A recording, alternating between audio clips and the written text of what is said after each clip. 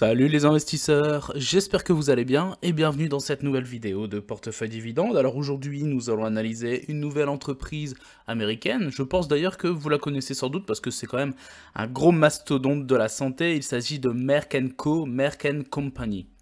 Mais avant, n'hésitez pas à vous abonner, à liker, à partager. Let's go, c'est parti!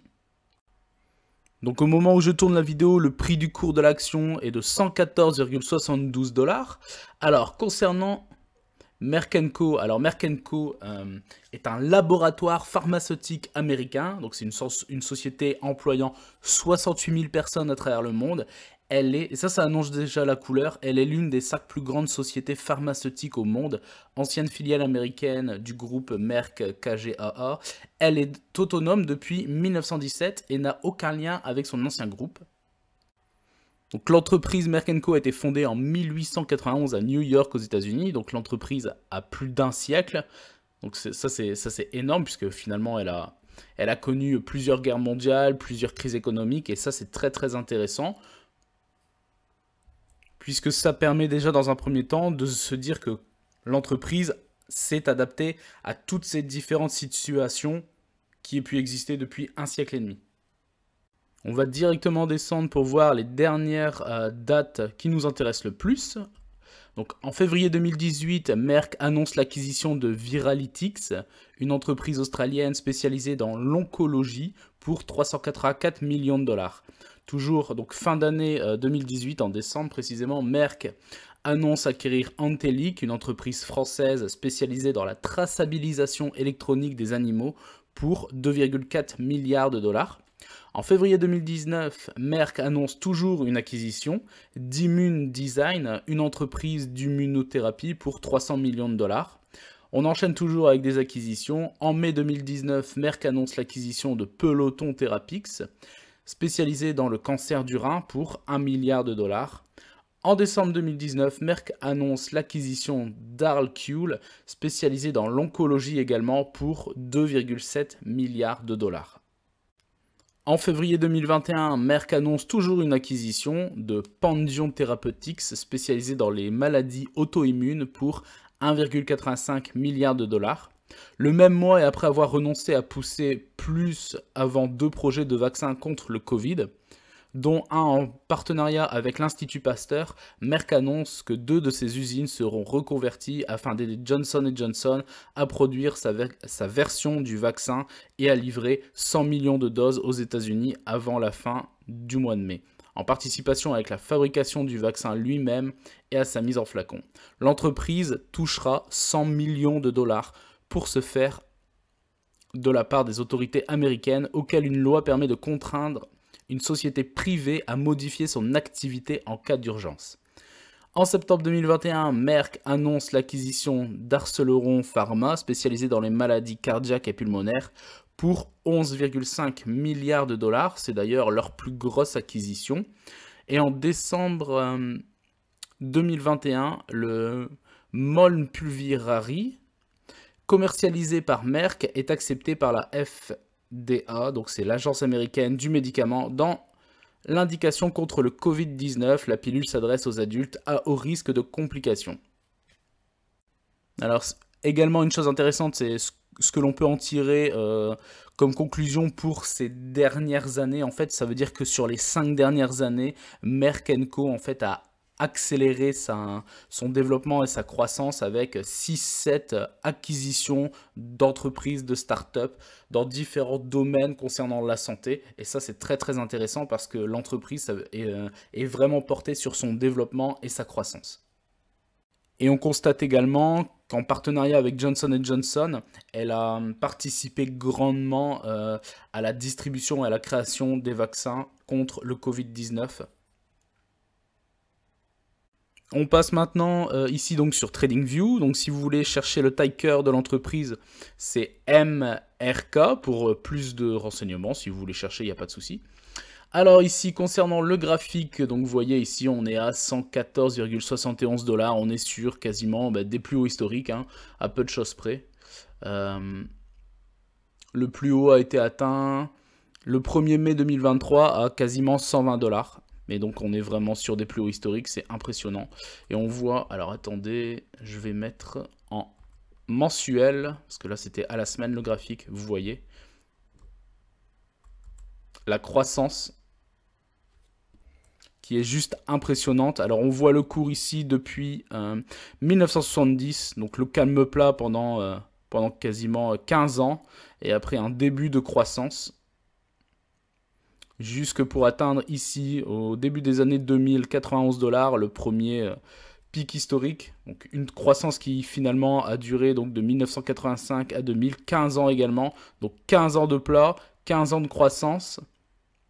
Et ici, donc, de 2000, avec la crise donc des subprimes toujours, jusque, on va dire, ici, 2009, pendant 10 ans, une baisse assez conséquente, puisque si je prends du plus haut ici, à 92 $ pour descendre ici, une baisse de quasiment 80% en l'espace de 10 ans de sa valeur. Donc c'est quand même très très important. Pour ensuite une reprise début de l'année 2009-2010 pour reprendre sur une croissance comme on la connaît depuis quasiment 13 ans maintenant, avec un plus haut ici, donc tenez-vous bien, plus 489,13% d'augmentation. C'est juste énorme. Sur 13 années, ce qui est finalement dans la vie d'un investisseur relativement peu, c'est juste impressionnant en termes de croissance. Donc finalement, par rapport à ce cours de bourse, surtout sur ces dernières années, forcément le Covid a porté la croissance de l'entreprise par rapport à son cours de bourse. Et deuxièmement, en fait, comme c'est le secteur de la santé, c'est un secteur qui ne connaît pas forcément la crise puisque les gens sont obligés de se soigner en permanence. Merck fait également partie des 5 plus grosses sociétés pharmaceutiques à travers le monde.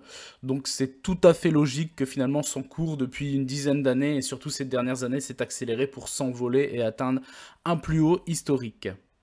Alors ici, donc nous sommes sur dividende.com. Alors concernant le versement du dividende, Merck & Co donc verse un dividende de 2,92 $ à l'année. Et donc par rapport au cours de bourse, on voit que le rendement n'est pas extraordinaire puisqu'il est de l'ordre de 2,57%. Donc ce qui est quand même assez faible par rapport à beaucoup d'autres entreprises sur le marché qui sont sans doute plus intéressantes en termes de rendement. Alors ici, donc concernant le average price recovery, il faut 2 jours à l'entreprise pour qu'elle retrouve son cours de bourse avant détachement du dividende.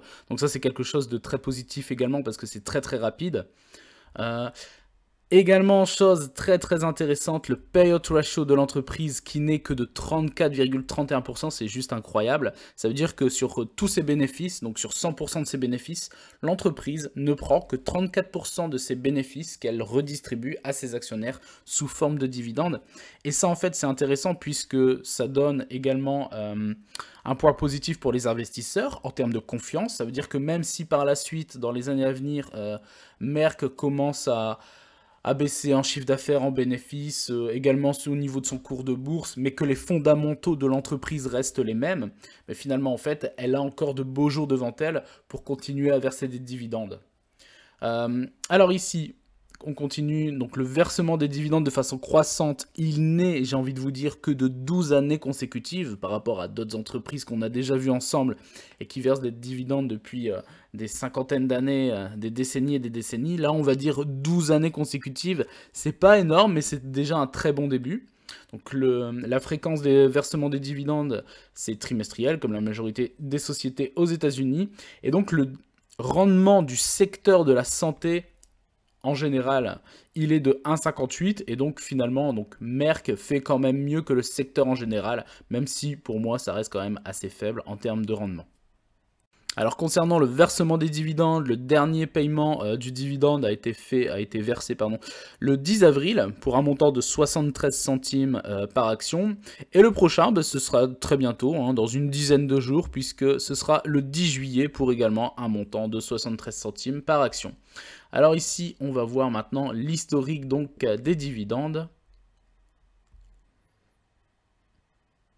Alors 2022, 2,80 $, 2021, 2,64 $, 2020, 2,48 $, 2019, 2,26.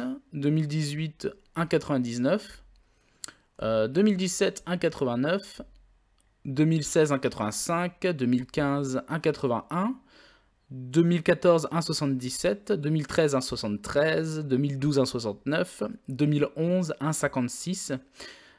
2010, 1,52. 2009, 1,52. Donc voilà, ça fait 12 années consécutives. C'est correct.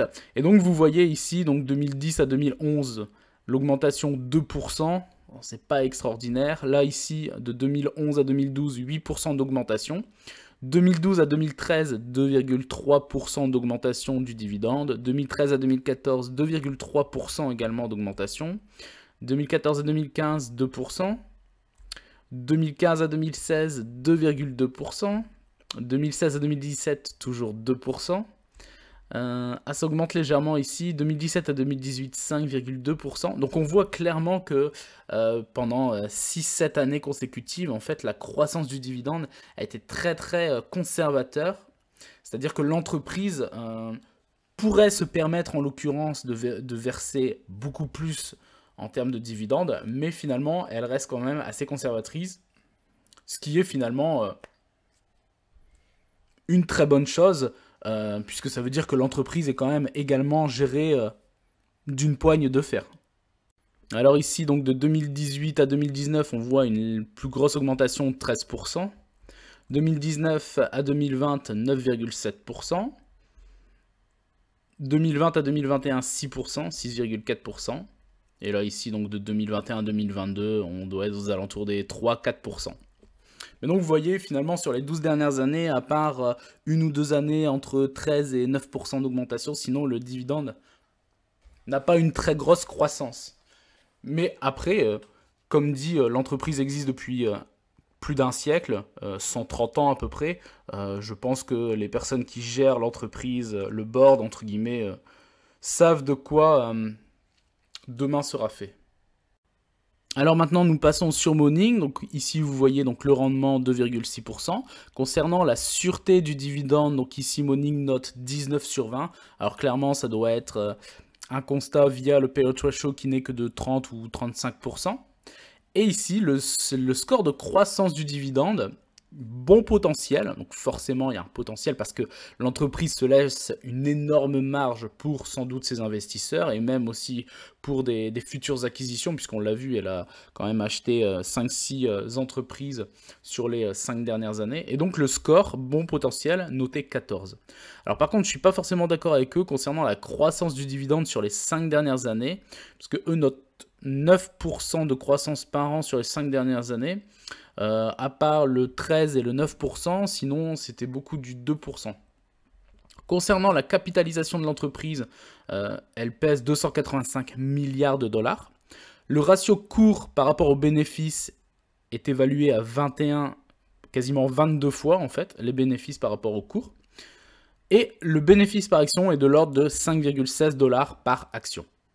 Alors ici, on va regarder du coup les performances, faire un comparatif des performances donc, de Merck par rapport aux indices et au secteur de la santé. Donc sur une année, donc Merck fait plus 28%, le S&P 500 fait plus 11%, le Nasdaq fait lui plus 23% et le secteur de la santé fait lui plus 4%. Donc on voit que Merck à lui tout seul fait mieux que les deux indices plus le secteur de la santé. Et donc le retour sur les 5 dernières années, Merck fait plus 128% en termes de croissance. Le S&P 500 fait plus 60%. Le Nasdaq fait lui 111%. Et le secteur de la santé fait lui 64%. Ça veut dire également que sur les 5 dernières années, Merck & Co fait mieux que les deux indices, les deux principaux indices, et également mieux que le secteur de la santé. Et ça c'est très intéressant. Et on l'a également vu avec précédemment le cours de l'action.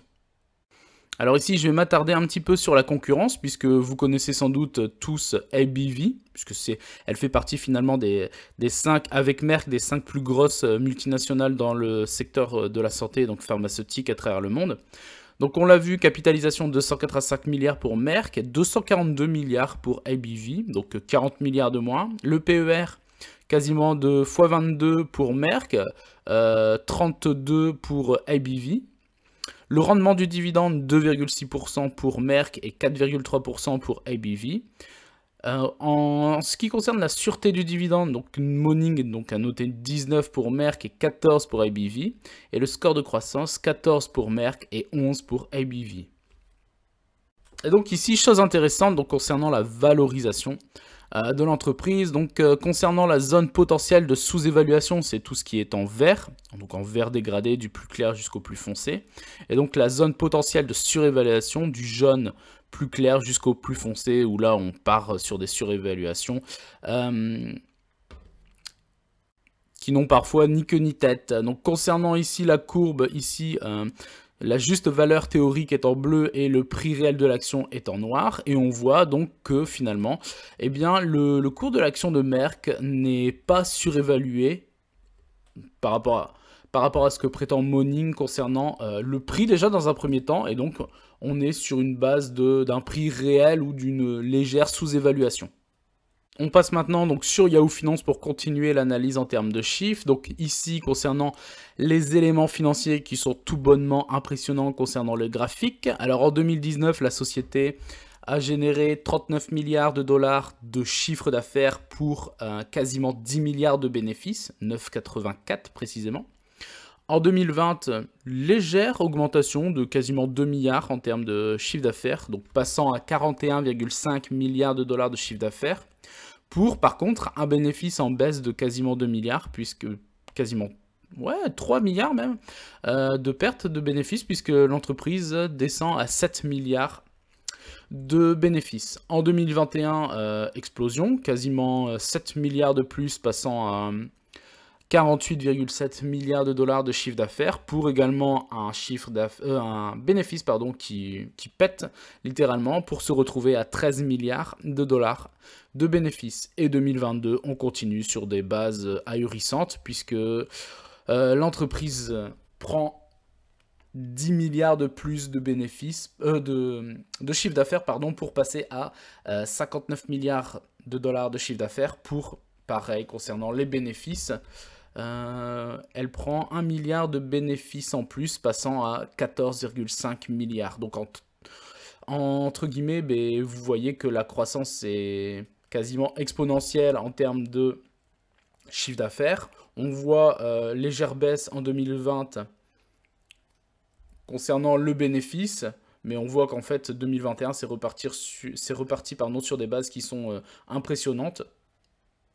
Et donc par rapport à ce graphique et à ces chiffres, on voit clairement que l'entreprise est très très solide. Alors ici, concernant les chiffres les plus intéressants, donc vous voyez la valeur de l'entreprise ici, donc qui est ici à 305 milliards de dollars par rapport au chiffre d'affaires. Le ratio est de 5,28. Ça veut dire que vous prenez le chiffre d'affaires, vous multipliez par 5,8 et ça donne la valeur de l'entreprise réelle sur le marché. Donc c'est pas non plus une surévaluation. Je trouve que c'est plutôt correct. D'où le fait que l'entreprise ne soit pas surévaluée sur le graphique de Morning. Donc ça appuie le graphique. Concernant les marges et donc la rentabilité, je trouve qu'elles sont très très bonnes, puisque la marge bénéficiaire est de 22,52% et la marge d'exploitation sur les 12 derniers mois est-elle de 32,31%. Ici, le bénéfice brut établi sur les 12 derniers mois est de 42,8 milliards. Donc ça, c'est le bénéfice brut. Et vous voyez ici, le bénéfice net disponible et distribuable, lui, passe à 13,3 milliards. Ici, concernant la croissance trimestrielle des bénéfices sur les 12 derniers mois, par contre, la croissance est négative, puisqu'on est à moins 34,5%. Donc à voir sur les 6 prochains mois de l'année 2023 comment va se développer l'entreprise. Donc pour conclure, clairement, c'est une top entreprise de top qualité. Très établie sur le marché, une valorisation qui est quand même juste énorme, 305 milliards. Elle fait partie des 5 plus grosses multinationales dans le domaine pharmaceutique à travers le monde. Le payout ratio est très faible, donc ça c'est également très positif, 30-35%, même si c'était du 40%, en fait c'est excellent, donc très positif pour les investisseurs. Ça envoie un signal fort de stabilité et d'entreprise très très bien gérée. On a vu également donc le cours de bourse depuis une dizaine d'années, il a littéralement explosé à la hausse pour atteindre, on est sur des plus hauts historiques. Donc forcément, le rendement est lui par rapport au versement du dividende est quand même assez faible, on est à 2,57%. Donc par rapport à d'autres entreprises comme ABV, donc un de ses concurrents qu'on a vu qui est aux alentours des 4,5 ou 5% de rendement. Donc voilà, ça peut jouer sur le choix des investisseurs, sur deux grosses multinationales quasiment identiques, vous voyez.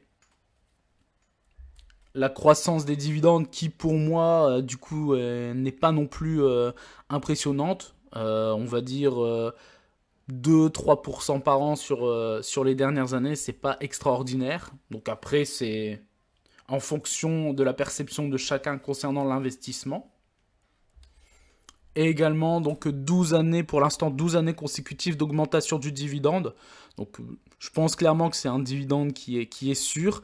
Après, quid de savoir, j'ai pas été recherché à savoir pourquoi l'entreprise, ça ne fait que 12 années. Donc j'ai vu sur dividende.com qu'il y avait une stabilisation du dividende avant. Donc quid de savoir pourquoi. Perso, l'entreprise, je l'ai dans ma watchlist.